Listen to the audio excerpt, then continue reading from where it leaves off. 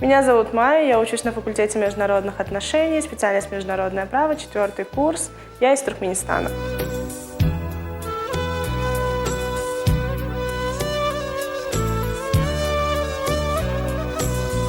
На мне национальное туркменское платье с национальными орнаментами туркменскими, но это уже модернизированный вид. На самом деле наши национальные вышивки немножко иначе выглядят.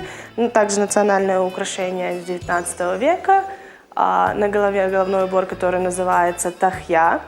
Это у нас носится повседневно в школы, в университеты. Также взрослые люди используют, мужчины, как для выхода из дома, в принципе, в целом. Мы все наши национальные наряды используем ежедневно в нашей повседневной жизни. Наши девочки вплетают волосы аладжа, это фенечка, да, они должны быть вплетены. И аладжашки делаются из верблюжьей шерсти и окрашены в разные цвета. Ну, у меня, естественно, это не из верблюжьей шерсти. Да, это цветочки, которые у нас, в принципе, тоже используются как бы в природе. То, что видим, мы все переносим на ткань в виде вышивок. И вот у меня уже просто и сама модель вышивки тоже не совсем традиционно туркменская. Все-таки традиционно туркменская вышивка, она идет вот так по кругу и спускается сюда вниз. С такими вышивками у нас вот школьные формы, в университет люди ходят, ну и в принципе на работу и на свадьбу используют традиционная вышивка.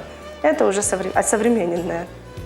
А это головной убор, он йомутский, потому что я йомутка, это побережье, племя, живущее на побережье, так называется. И он отличается значительно от других орнаментов. Этот называется дарнакгөл.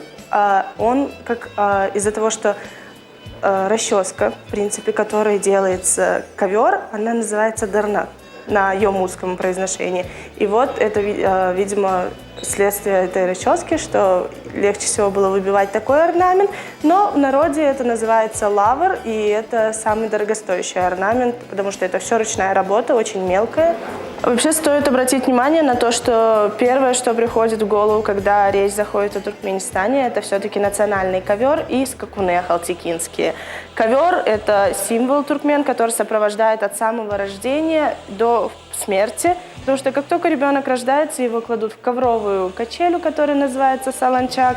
И если это девочка, то ей уже начинают собирать приданое, в котором обязательно будет ковер. И последний путь тоже провожают в ковре, аятлык называется.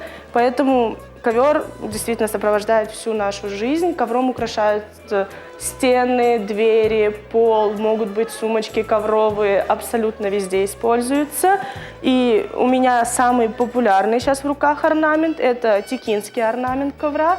Почему он самый популярный? Потому что все остальные ковры, они используются все-таки, вот у нас 5 областей, и в каждой из областей. А текинский ковер – это столичный все-таки больше, поэтому и самый узнаваемый. Он, видите, также обрамлен таким же орнаментом, как у меня на головном уборе. Это тоже по краю идет кайма такая. А в центре это вот сам гёль. Гёль – это орнамент в переводе. Нужно обратить внимание, что все абсолютно туркменские ковры имеют общие черты в виде центрального поля, вот где находится гёль, и обрамление каймой, которое из более мелких узоров состоит, в принципе. Данный гёль, он, конечно, у меня в руках не в самом типичном цвете, потому что для ахалтекинских и текинских ковров характерна красная подложка и использование черного, зеленого, синего. В принципе, цвета использовались те, которые были доступны в природе, потому что краски были природные, и ковер ткался из шерсти, потому что скотоводничество и производилась, собственно, шерсть и окрашивалась. Гёль изображен в виде восьмиугольников, вот как вы видите, внешний восьмиугольник, и внутри расположен более мелкий восьмиугольник. Сами рисунки внутри – это все, что наши предки хотели донести до нас в наши дни, как это было в природе. Здесь вот расположено по фактам разных ученых, это как соколы, соколы, копья.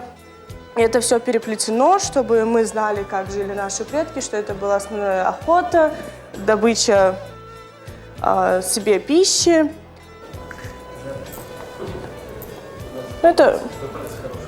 Не, мы сейчас поменяемся. Так, Надя будет забивать сам рисунок.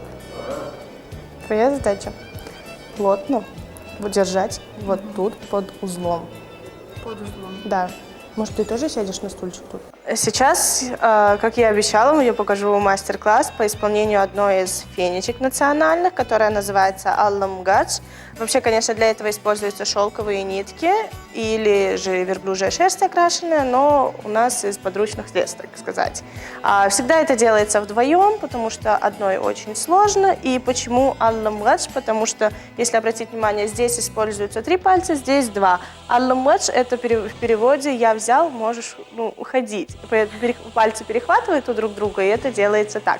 Второй человек держит около узелка, который потом будет завершением вот нашей фенечки, и подбивает, чтобы рисунок был четкий и очень плотным.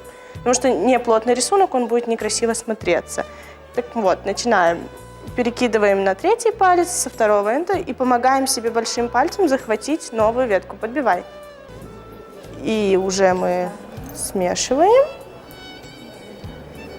Плотнее подбивай. Вот прям к узелку, чтобы рисунок был ровный и красивый.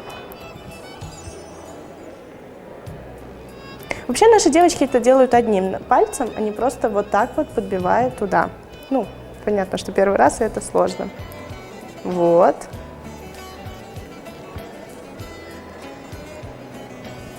Сейчас у нас уже скоро будет виден рисунок. Поэтому держи плотненько. Чтобы он не переворачивался, потому что он двухсторонний, он будет с одной стороны смотреться кубиками, с другой стороны будут более изображены как стрелы рисунок. Вот то, что одето на вас, это домашнее платье такое, с вышивкой тоже национальное, но из штапеля, и в основном это все-таки домашний наряд. Все-таки для выхода в свет используются более дорогие ткани.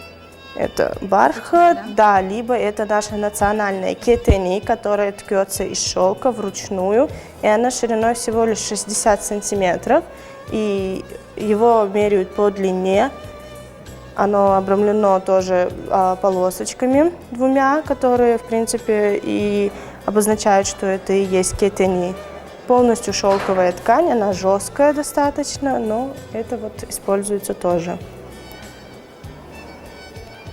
Это одевают, например, кетени больше носят наши девочки, которые выходят замуж. Ну, вот когда их выкупают из дома, у них обязательно красная традиционная кетени. И поверх одеваются все наши серебряные украшения, которые весят 38 килограмм. То есть они, с одной стороны, служат украшением, а с другой стороны, нашим предкам они служили защитой от стрел. Потому что это все серебряные, и стрелы не пробивали. Это и высокие браслеты, и хорошая защита шеи, лба, в принципе, всего тела. Тут мы можем уже посмотреть, какой вырисовывается рисунок. Это вот изнаночная сторона, лицевая сторона у нас вот такая, с стрелочками. Мы можем закончить и... Нет, можем продолжить делать, в принципе, и тогда заберете себе. Это более большая версия текинского ковра, но тоже, опять-таки, не в классическом цвете, потому что подложка текинских ковров, она ярко-красная, либо темно-бордового цвета. Текинский гёль, вот, это главный орнамент, он состоит из ступенчатых восьмиугольников. Вот внешний восьмиугольник и внутренний восьмиугольник.